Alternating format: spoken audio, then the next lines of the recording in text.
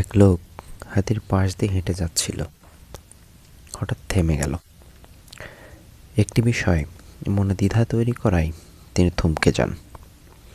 তিনি দেখলেন এত বড় প্রাণী শুধুমাত্র সামনের পায়ে ছোট্ট একটি দড়ি দ্বারা বাঁধা হচ্ছিল।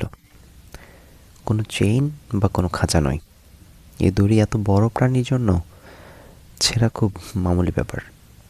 যে কোনো সময় চাইলে এটি ছিঁড়ে তারা মুক্তভাবে চলে যেতে পারে, কিন্তু বিশেষ কোনো কারণে তারা তা করে না। কারণটাই তাকে ভাবাচ্ছিল।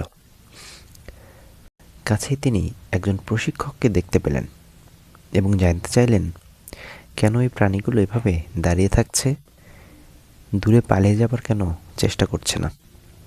তখন প্রশিক্ষক উত্তরে বললেন, যখন তারা খুব ছোট ছিল তখন তাদেরকে এই সাইজে দড়ি দিয়ে বেঁধে রাখা হতো, যা বেঁধে রাখার জন্য তাদের ওই সময়ের সাইজের জন্য যথেষ্ট ছিল।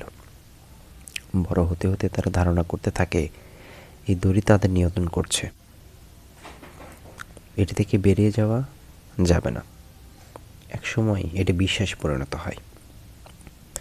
যেমন এখন তাদের সাইজ দড়ির চেয়ে বহুগুণ বড় হলেও তাদের বিশ্বাস যে এই দড়ি এখনও তাদের ধারণ করতে পারে, তাই তারা তা ছিঁড়ে বাইরে যাবার কোনো প্রচেষ্টা কোনো দিনও করবে না।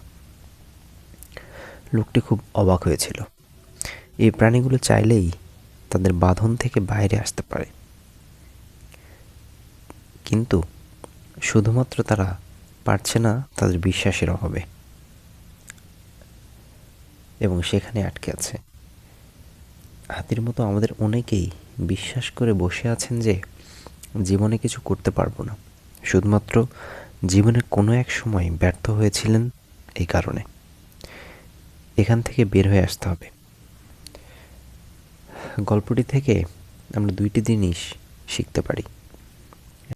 এক, বিশ্বাসই আপনাকে সফলতার দ্বার প্রান্তে নিয়ে যাবে।